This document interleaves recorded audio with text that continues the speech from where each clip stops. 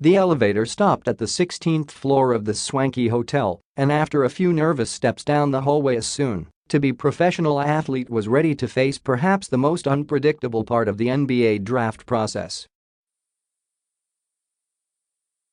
The interview. Down in the lobby, Magic Johnson and Rob Pelinka of the Los Angeles Lakers chatted with familiar faces and pretended not to notice random fans taking selfies with them in the background. Agents held court with other agents, Clippers coach Doc Rivers talked with some journalists, and a couple dozen people were outside with their phones ready to snap pictures of whoever was walking in next.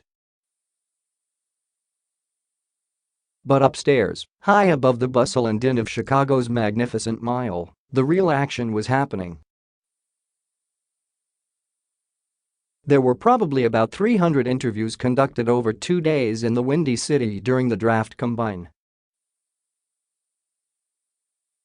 Those chats, more than perhaps the basketball that was played that week, give teams their best insight into a prospect and help decision-makers determine which players will merit multi-million-dollar investments at Thursday's NBA draft. The Associated Press was granted access to one of the sessions. The 25-minute meeting was held in a room that had its usual furniture, bed, television, dressers, cleared out for 2 couches and a table with 8 chairs. "Relax, man," the coach said to the player, an early entry candidate, as he sat down. "We're just trying to get to know you. Water was offered, and the chat began. A couple of people were taking handwritten notes, the focus clear by the fact that no one is checking their phones, and the interview was more of a conversation than an interrogation. There was an order to things, with 5 team staffers asking the bulk of the questions, each getting roughly the same amount of time to play their respective role. "What would your family tell us about you? How many cell phones do you have? Is this just about money?" They asked the player what he thought of his teammates in college, how he deals with teammates that he doesn't like, how he reacts to criticism.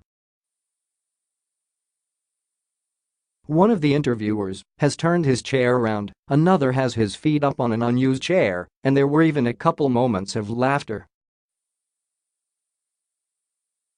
Almost out of nowhere, there was a very specific question about a block charge call the player was involved in during a game this past season and how he reacted to a referee about the call not going his way. The player slid down in his chair a little bit. "How'd you even know about that?" he asked, sheepishly. The time flies by, the interview wraps and the player was due in a few minutes, one floor down for another of his 7 meetings scheduled throughout the day. Everyone stands, handshakes happen all around, and just like that, it was over. The notebook's closed, and the player is walked to the door by the coach who pats him on the back twice while saying "You did great."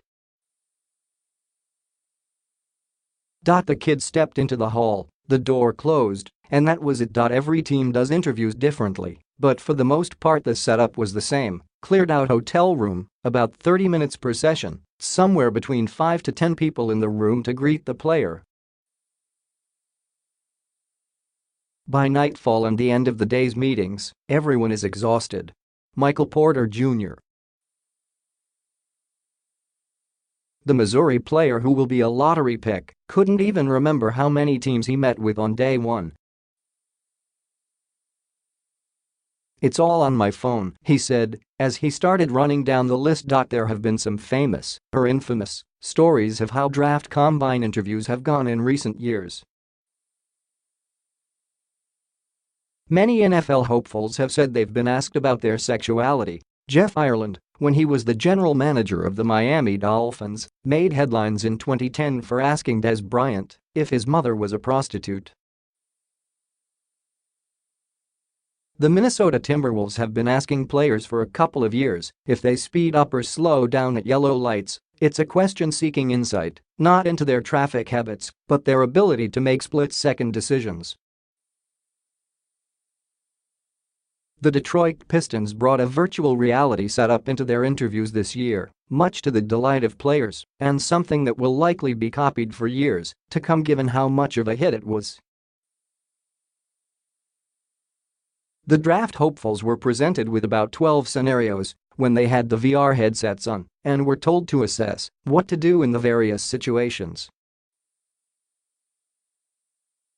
And the Portland Trail Blazers went deep into psychs, with a sports performance psychologist asking players a series of questions to determine their personality traits. "So accurate," said Brian Bowen, who eventually removed himself from draft consideration but will still seek a pro career since the NCAA isn't granting the former Louisville recruit eligibility at South Carolina for the 2018-19 season. "It was crazy. Kevin Huerter, who is leaving Maryland after 2 seasons and could get selected as early as the middle of the first round, said some teams, San Antonio and Golden State in particular, were more in-depth than some other clubs were with him during the combine interviews. Pick one moment in time that describes your personality," Huerter said he was asked during the Warriors meeting. "I thought that was a really good question. While one player said he was asked to participate in a staring contest, truly bizarre tales seemed non-existent. I don't let it get there," Miami's Bruce Brown Jr. said. "That's just my personality, to bring everybody up and make everybody smile. Every interview went great. There was plenty of basketball played at the combine, plenty of on-court testing and evaluation going on, and the sharing of medical information is of enormous value to the teams. There have been more workouts for individual teams since the combine and more interviews. But teams will review notes from sessions at the combine before Thursday night. It's all about business," said Duke's Wendell Carter Jr. "Someone who will almost certainly be a lottery pick and prepared for that by meeting with most of the teams that have top 14 selections in this draft during his time in Chicago last month. At the next level, there's no more just playing the game,